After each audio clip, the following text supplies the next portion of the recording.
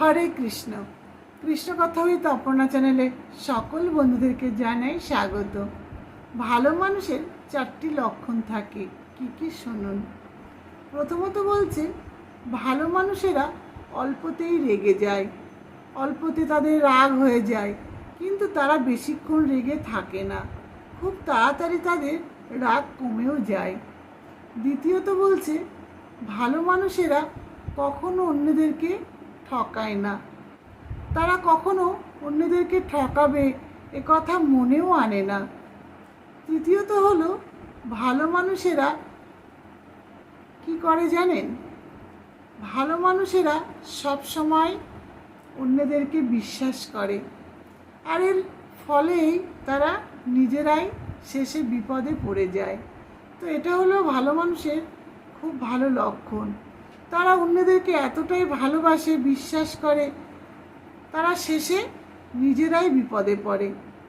চতুর্থত বলছে, ভালো মানুষেরা সবসময় ভাবে তার জন্য যেন অন্য কোনো মানুষ কষ্ট না পায়, ব্যথা না পায়, যেন তার দ্বারা অন্যের কোনো ক্ষতি না হয়।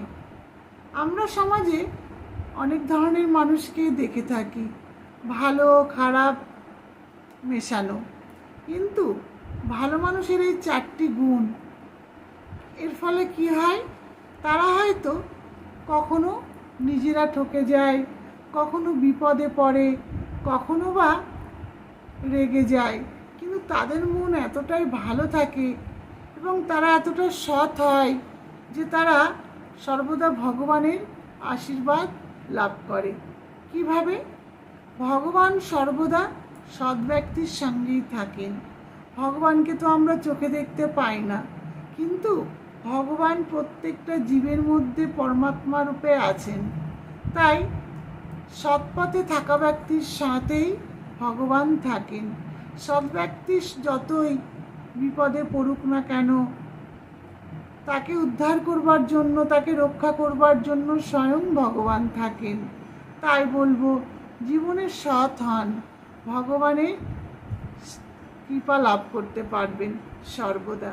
আর চালাক মানুষ, চালাকির দ্বারা কখনো কোনো মহৎ কাজ হয় না, তাই চালাক হয়ে কোনো লাভ নেই। হরে কৃষ্ণ।